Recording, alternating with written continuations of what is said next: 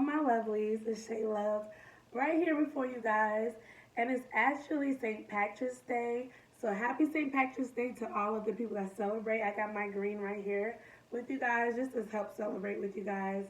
And you see I got my wine. As a matter of fact, let me show you guys what I got. This is no promotion or anything, but I just want to show you guys what I'm drinking on tonight. I don't know. Let me see. Boom. Yeah, so I'm drinking on some Kendall Jackson Riesling. I got my wine glass that have my lovely name on it.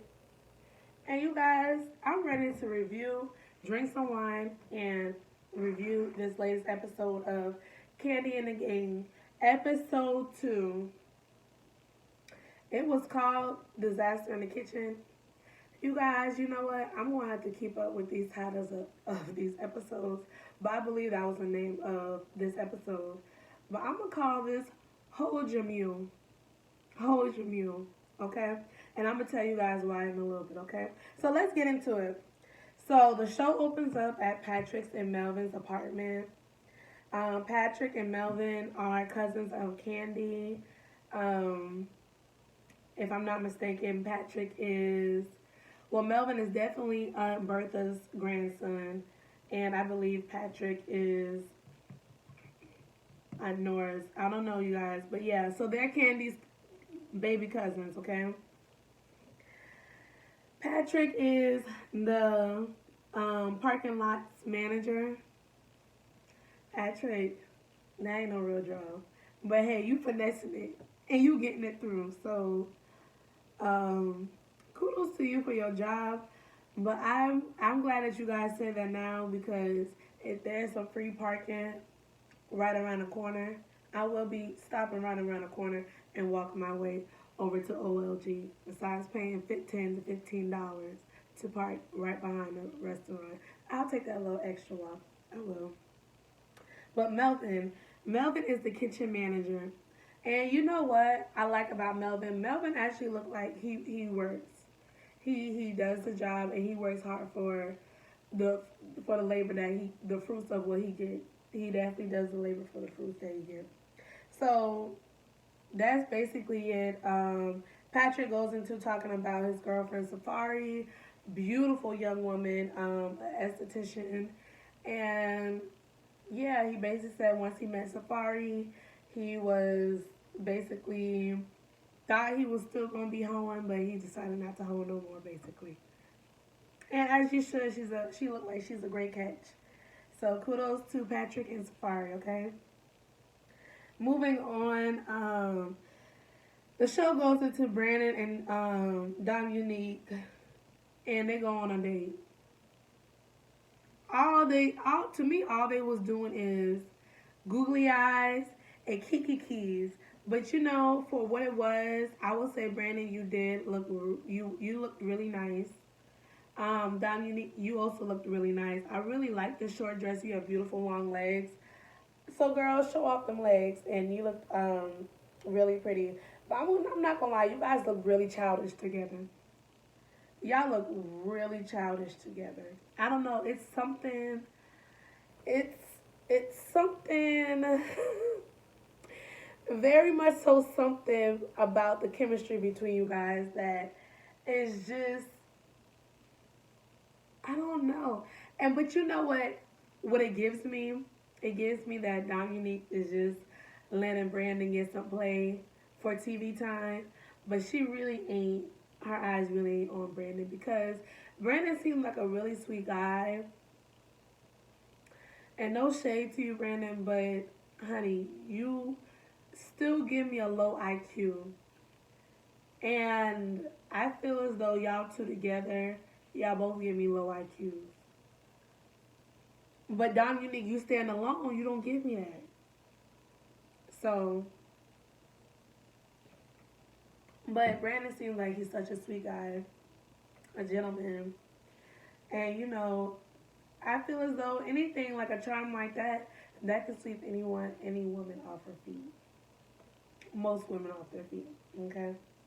Maybe not me, because I don't see it for Brandon at all. Okay, Okay, so that was basically that. The date was there. They went on a cute little date. They kikied. They talked about how much they find each other so fine, and yeah. Moving on. Dom Unique and Chandrika goes to see Torn.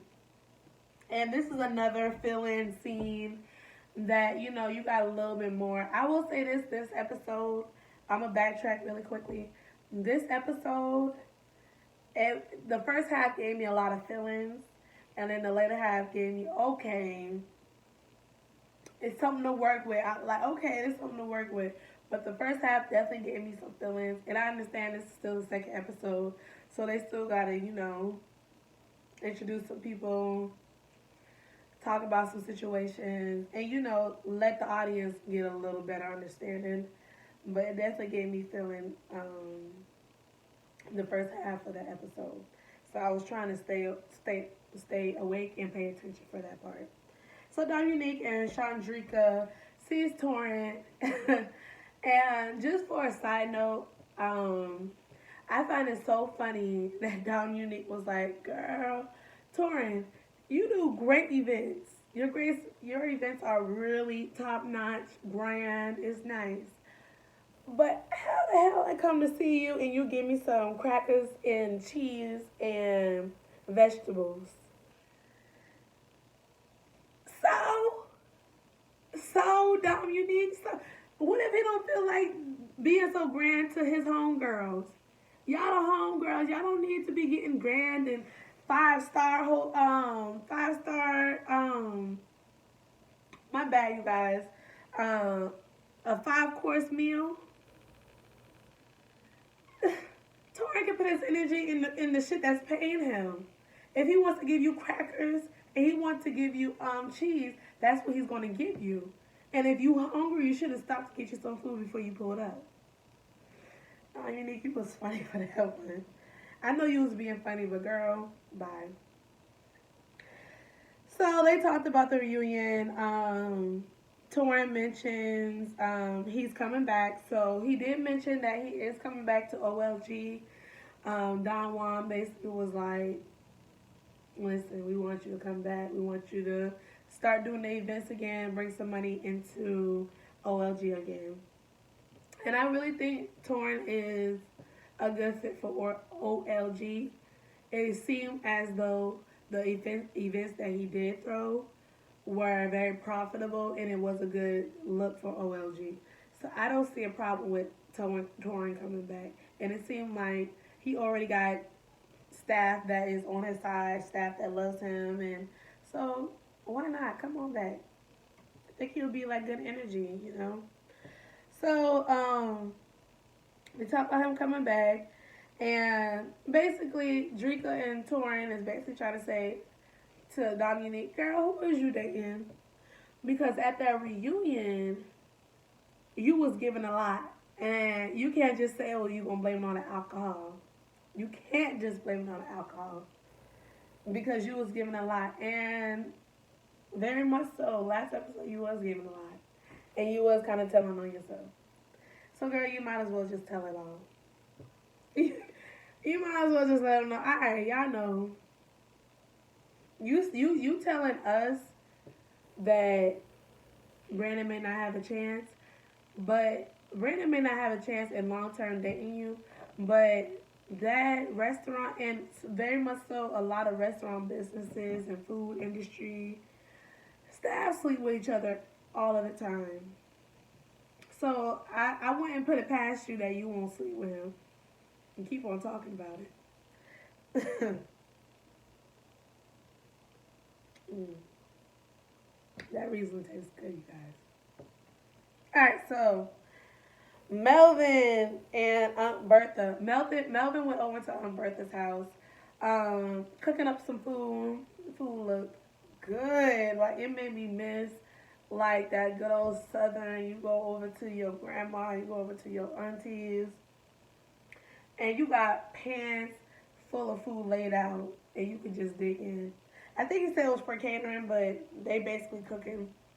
Kandi and Todd FaceTimes Melvin, and basically they're like, hey, what's up, what y'all doing? Oh, nothing. We chilling. Okay, cool, great.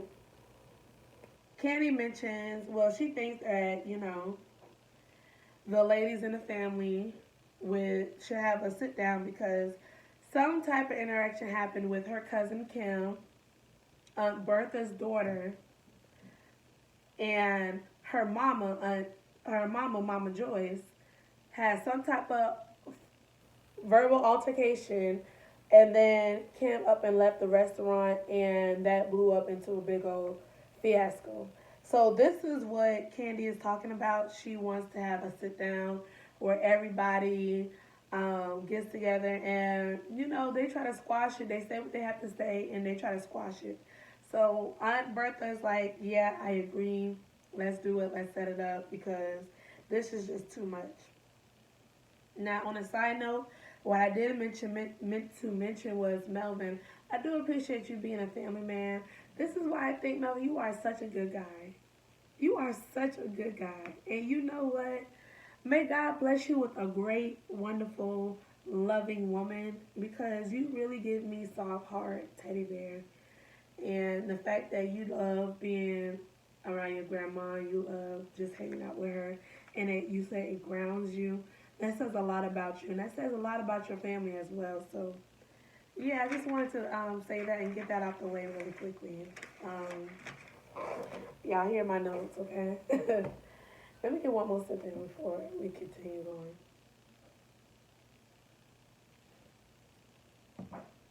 So, basically, after that, after the FaceTime, the scene goes to back to OLG, and we're introduced to Brian. Brian was an OG of OLG. He was one of the first to be there. He was a bartender, and he basically comes back to OLG to be a server. I love Brian. I love your energy. Always be yourself. Always be who you are because you really bring a light and you really bring joy to the people around you. And I just think that it's awesome. I just think that it's great. Like as soon as you walk into the room, you can make somebody laugh just by saying something. And people need people like that around just to like lighten up the scene. Like Philip asked. Let's get to that. So Brian comes and he's like, "Y'all, guess who's back? How y'all doing? It's good to see y'all." The auntie's so happy to see him. He hugging, smooching, kids like, "Oh, it's so good to see you, Brian." Philip, Philip comes and he's like, "All right, I'm gonna show you to your section downstairs." And Brian like, "Oh well, I usually do upstairs and downstairs." Now I will say this: this is a this is a real thing when it comes to restaurant. I will say mostly restaurant business, but I will also say mostly in any business where once you in it for a long time and you become like basically family. When you go back there, you think that you're gonna come right back to your spot where you was, and that's just that. And yeah, no, there's some changes that's going on.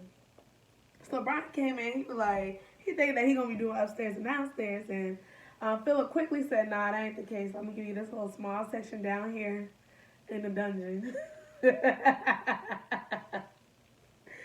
Down here in the dungeon. So they go downstairs, and basically Philip is like, you guys, this wine get to me. Basically Philip is like, "Okay, so I just want to know that your mental is a part of the culture that we're trying to gain." And Brian is like, "Shit, just like half of us around here, shoot, my mental come and go.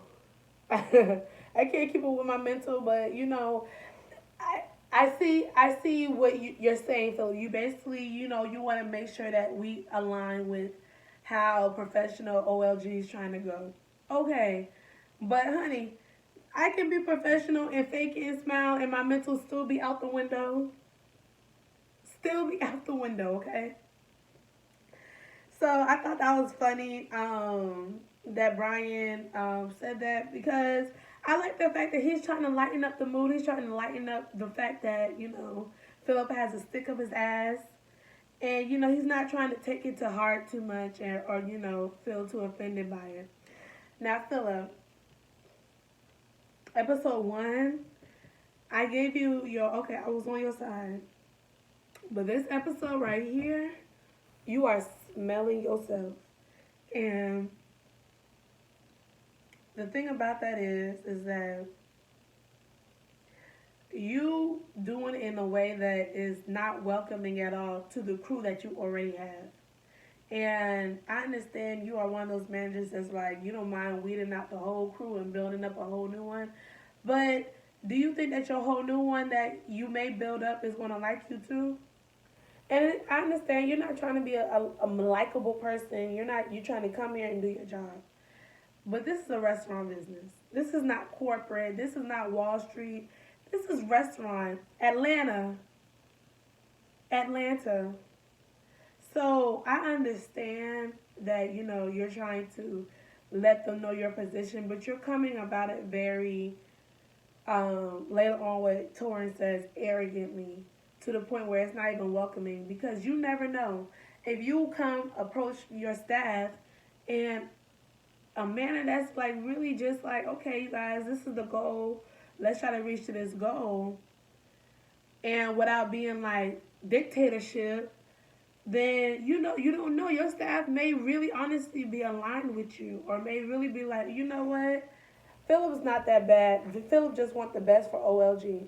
Well, right now it's looking like Philip wants the best for Philip. And that's what it's giving. So we'll see what these next episodes come to and what's going on with these next episodes. But Philip, you are really rubbing people the wrong way with your approach. Please lighten up. Just a bit, okay? So that basically was that. So basically the crew was like, let's meet up after work. And listen, if you work in the restaurant industry or food industry, you know what's up. Once a shift get all together, shoot, we may just drink together. We may just go to the bar next door and go drink together. And talk about all the crazy shit that happened that day. Now, I'm not gonna lie. That is one thing I miss about working in a restaurant business, is that you really become family with who you work with. You really do. You can talk all the shit you want to. You can, kiki, you can drink, you can get tore up, and y'all supposed to look out for each other, So they meet up. The only funny thing about that was, Brian was like, "Oh, Philip, I didn't know you go out." Now, Philip, this is another thing. If you already know that you don't want to be a part of that, why stand your behind right there and listening on what they talking about and make yourself seem so relevant just for you to be like, "Oh no, that's unprofessional. I can't." If you think that's unprofessional, let them do them.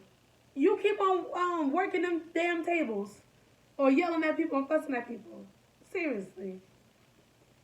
Philip, you rubbing people the wrong way, because you didn't have to stand there and listen in if you really did not want to be there in the first place. Like, you did not. Come on now. So they meet up after work, someplace. They meet up, and Brian, apparently, they gathering up. The very first thing, Chandrika coming to the restaurant says, "I'm at the top." Because, I'm at the top. Chandrika, there's some delusions going on in this restaurant. It's some delusional things going on. Like, people ain't in their right mind. And I don't know if it's because ATL, gassed them to that point, but I'm just going to speak facts right here. Chandrika, you 20-something, working a high schooler's position. Talking about you at the top because you the head. I guess you're trying to imply that you basically run things, but you're a host. And I don't know your life outside of OLG, but what you're presenting from OLG is not top notch. And like it's not that deep. You are making yourself really deep, really deep, sis, and you're not that deep. It's not, Shandrika. Your position is the most replaceable position. To be honest, a 17-year-old should be working your position and be getting at $12 an hour. Okay, so apparently Torrin and Brian had some type of sexual relations at one point, and Brian just basically said that Torrin is hung, slung, and winging it around town. Good for you, Torrin. Let's move on. Yeah, so basically, Chandrika complains about pay, saying that as a host, she's getting paid $12, less than Dollar General employees. Well, girl, go work at Dollar General. At least Dollar General employees are like of your age and maybe a little bit older, maybe a little bit young, but that's the age group that you're in. Honey, a 17-year-old can be working that damn job. Candy's daughter can be doing the hostess job. And probably won't see a big deal about it. So really, you if you really want to get paid more, girl, learn to be a bartender, learn to be a waitress. Shit, maybe a bus, maybe a kitchen manager. Get some lessons from Melvin if you really want that. If you really want to be that girl. Okay, moving on. Um, Yeah, so they're complaining, and Patrick is taking notes, mental notes. Patrick is like, y'all gonna talk about y'all gonna talk about my older cousin restaurant. Okay, let me just take some mental notes, as you should, Patrick. Okay, keep it moving. So we get to cousin Weenie's house. Cousin Weenie is the peacemaker of the family. She want to make sure the family stays glued together. And you know what? If this ain't some down south Holyfield type of family, and I can bump with Kandi and her family because they are any type of other down south family. You got cousin Winnie, you got Pookie, you got Ray Ray, you got Peaches. You know what I'm saying? You got them all. You got Kandi. So they're okay. So they're at cousin Winnie's house. Kandi, Mama Joyce, cousin Kim, which is like I said, Aunt Bertha's daughter, Aunt Bertha and Aunt Nora, all there. And I'm gonna be honest, This was the biggest entertainment of the whole episode, cause this was funny. This was funny. The whole thing was funny, from how they look to how they was talking to each other to how they were saying the he say and she say. From every little bit, to even down to damn Kandi trying to calm, trying to calm the ladies down. That was even funny. Everything was funny to me. So, um, basically, Aunt Weenie and Kandi opens up the conversation with just like, you guys, we are family. This issue is getting too serious. Like, let's just say what we have to say. Let's squash it and let's continue on moving on with like family. Okay, so Kim starts talking and Kim is explaining her side. And basically, what the gist is that Kim and Mama Joyce got into some type of argument, some type of disagreement, and Kim said Mama Joyce is like, I don't want to say it wrong, but Mama Joyce was like,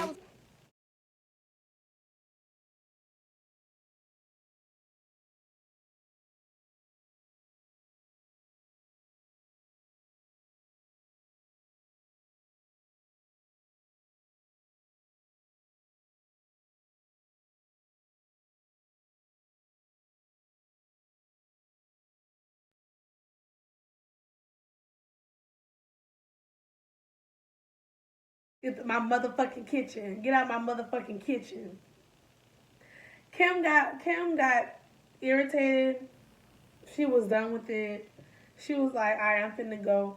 Mama Joyce said that when she said she was finna go and leave OLG, She told other staff, come on, are y'all coming with me? And that's when Mama Joyce said that she was flipped. She was done. Because you don't do that to family. You don't do that to family. Okay, okay, Mama Joyce. Now, in the midst of Kim explaining herself, Mama Joyce is interrupted. Never ever said that was my damn kitchen. Oh my God. I have never said that was my motherfucking kitchen. Mom, come here. No, it wasn't none of my motherfucking restaurant. Y'all know it ain't none of my damn restaurant. I'm gonna be honest. I believe Kim. Cause if you that frustrated and you cussing like that already off of a family sit down, family get together, I can imagine you showing your ASS at the restaurant that you think that belongs to you.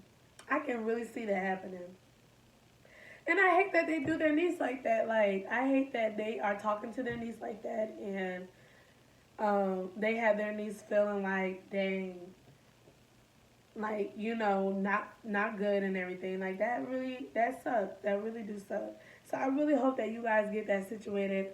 Aunties, I really do think that y'all may can talk to your younger generation, but a little bit, you know, less harsh and everything. Because I say that because Aunt Nora and Kim got into it. Kim basically said, Nora sitting there. She wasn't even there. Throw your butt down like I did before.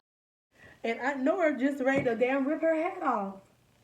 And I'm just like, Aunt Nora, it was funny, but I was like, girl, that's your niece. Calm down, calm down. And you know, Aunt Bertha, she just, y'all just stop. Much you cuss so.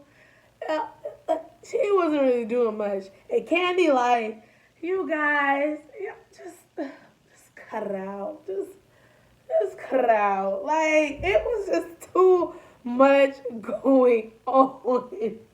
It was just too much going on, you guys. And it was like a chaotic mess, but it was entertaining to watch. So I wasn't mad at it. So basically, after they had their falling out, they had to come to a conclusion like, y'all, we family. We shouldn't be doing this. They end up eating some chicken and having a kumbaya. They went from 0 to 100 back to 0 that fast. And that was basically the argument and the get together, okay? So, moving on, it goes back to hold on, y'all, really quickly, because I did write this down. Now, what also threw me was like, Aunt Bertha was like, all right, y'all two just go ahead and hug it out and call it a day. Nora and Kim said, all right, now you're doing too much. I feel you on that because I'm very much so that way. All right, we're going to squash it, but don't tell me to hug and kiss and call it a day. I don't want to hug her right now. I don't want to touch her. Patty Betty, call me that. And they were definitely being petty betties. So, going back to OLG, this is basically going towards being the end of the episode, and Kandi is there that specific day. OLG is filmed, or they are filming for OLG. And when Patrick see Kandi, he immediately let her know what's up. That happened at the meetup that they had when they got off work that day. Hey, some of your employees are complaining, talking smack, and basically complaining about how much they're getting paid. Kandi like, who complaining about how much they're getting paid? Who? Patrick said, Chandrika. Now, Chandrika and Patrick, I did forget to mention this. Chandrika and Patrick did have some type of encounter, and they did have some type of back and forth at the dinner.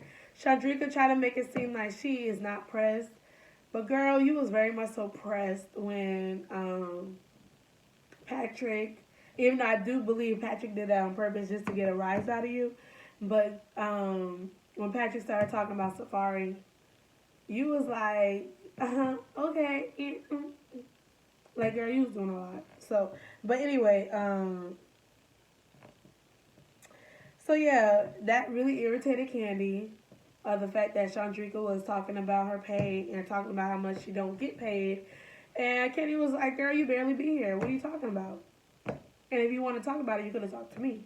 Very much so. So Torrin comes back. He is back at OLG. He comes in. He first sees Don Juan. Don Juan, I love you, Don Juan. I love you. I love you. I love you because I do believe that you are a very humble guy. And I also believe that, you're not going to let nobody try to, get over on you either. And you stand your ground in. But you're also very sweet. And, just think that you're a great, awesome person. So I love you, Don Juan. If you ever get to see this, I love you. But yeah, he was like, all right now, Torrin, I asked you to come back, you back, but you're back and you need to tread lightly, very lightly, because when you left on some very sketchy, very funny stuff. So tread lightly. And Torrin like, oh, don't worry, we back. Torrin like, we back, don't worry. Where's the event space? And, I also feel as though Torrin is a great fit for OLG as well. Torrin and Brian, I think that they're awesome for OLG. Great personalities. Torrin comes in. Philip is in there. Now, this whole scene was a sizing each other up scene. And something about this scene gives me... y'all are sizing each other up. Of course, Philip is trying to ground or hold down his position to make it known that I am the manager. And Torrin, you're basically like, I've been here before, I done did events. Like, stop telling me am I qualified or not, which I did feel like, Philip, who are you to say that? Are you qualified to run events? Are you qualified, Philip? Like, how dare you say that? Like, are you questioning Kandi's decisions? Are you questioning Don Juan's decision? Because if so, then, like what you said, go get your own restaurant and do your own thing. Because I didn't like that. I did not like that at all, how he was talking to Torrin. But Torrin held his own, and they were basically sizing each other up. But I don't know. Something gives me that some sexual attraction. Now, I don't know if I'm the only person that says that, or think that, but Torrin is a very attractive man. Philip is a very attractive man. And I'm not saying that they have to be attracted to one another. All I'm saying is that sizing each other up and thing is going to turn into something else. And we'll just see. Well, that Brazilian boyfriend going to be hurt, Philip, if that's the case. But I do get that. It's either they are going to really hate each other and really butt heads the whole time, or that may turn into some sexual attraction. And I don't know, I'm feeling more towards that. That's what it was giving me. It was giving me like tiff and tat, but it was like Philip kind of liked the tiff and tat from Torrin.